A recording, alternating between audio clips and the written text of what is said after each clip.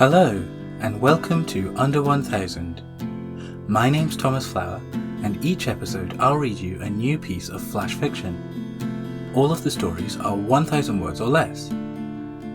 Today, I'll be reading Dirt Baby. Please be aware that this episode contains strong language and deals with themes of violence and death. So if that's likely to upset you or anyone you're listening with, then you might want to skip this one.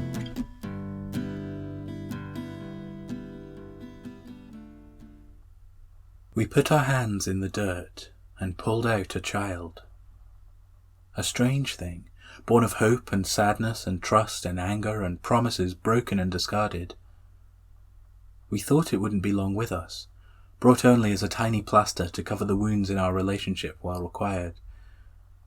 But instead, it became a wound of its own, punishing us for the hubris of pulling it from the safety of the soil and into our world of aggravation and misery. It was not a boy, nor a girl, nor any of the myriad options between and outside. Instead, it was only a thing, a gnarled clump of roots and mud formed into a being which moaned and cried continuously for something we could not provide. It wanted nurturing, but not of the type we expected, and our failure to comply with its mysterious motives brought punishment to us both that was difficult to endure.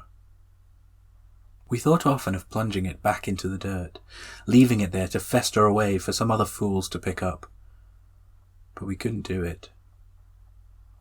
The ground it had sprung from was now rotted and dark, unable to hold life the way it once had. To put the thing back might be to pass it on to the next broken souls willing to take it, but it may just as easily be to send it to its grave. And though it had none for us, we held compassion for the strange beast despite ourselves. As we continued to care for it, raising it within our home, its roots spread across the wall, shoots springing from them and enveloping the building. When spring came, flowers grew, beautiful but inconvenient, as they blocked the windows and barred us from seeing the sun. Our strange bastard child was determined to keep all that was good to itself, refusing to share a single blessing with us, while we tried to shower it with our own to keep it alive. By this point, we barely knew why we bothered anymore, and yet to neglect it seemed a strange choice to make after pouring so much effort into raising the beast. Soon, the flowers became more than that. Seeds falling from the ceiling, searching to be buried in sweet, warm soil which could not be found. Our child was no longer. It had developed into a strange infestation, determined to suck everything away from us in order to grow a legion of dirt clumps all its own. Our home was now a nursery, not of our own making, but forced upon us by time and our own foolish goodwill. We then had moved from the carers to the flesh, a feast waiting to be beheld. We decided it was time to leave. We packed everything and ran away. They say the house still stands there now, wrapped in vines and impenetrable to all. No seeds will grow there still, so instead that single clump we birthed from the dirt continues to grow larger and larger.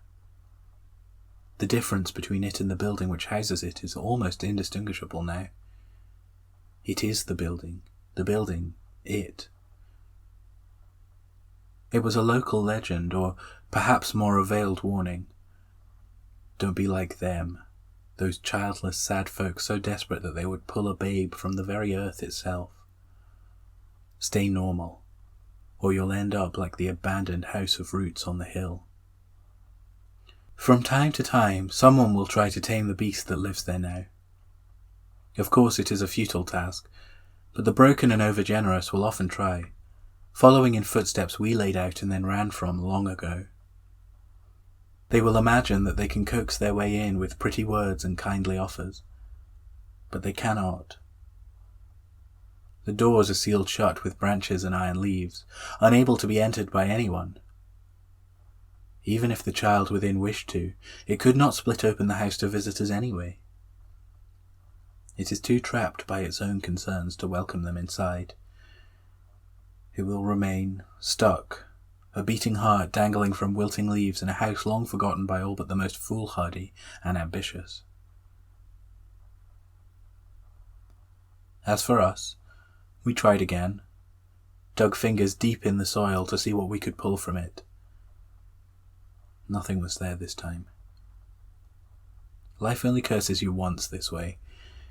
If you are stupid enough to survive in return, then there is no need to do so again. Your curse is already apparent to most. A heart which bleeds even for those who would strangle you and consume the corpse. Such a fool cannot be saved. We cannot be saved. And yet now we live a peaceful, discontented life. One where we endure the normality we once so desperately wanted to be rid of. We have made a begrudging home with each other, decided to live together despite knowing better of it. No more dirt babies for us anymore. We do not play with mud pies now. I wonder what our child now thinks, if it thinks at all. A being made of soil, roots and gristle is difficult to read emotion into. Having only learnt to whine and whinge, we never assumed it felt anything other than anger and contempt for this world. But now it is alone, possessing the home it was raised in. What must it think? Perhaps nothing. Perhaps only to wait, to let the building crumble beneath it and return once more to the sweet earth it has craved all along. Ripping it from Mother Nature's womb was a mistake, and that it yearns only to go back is perhaps unsurprising. Maybe in time it will crumble and fall back into the ground. Perhaps another couple will reach in and pull it back out, hoping that this strange facsimile of a child can solve their problems. Perhaps. Only the dirt really knows.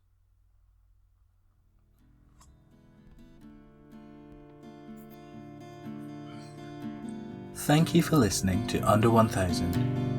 I'm your host, Thomas Flower. To follow the show online, look for Under 1000 Pod on Twitter or Facebook. If you'd like to support the show on Patreon, go to patreon.com/under1000pod, where you can sign up to read each month's stories in advance, as well as to have a thank you be read during these credits.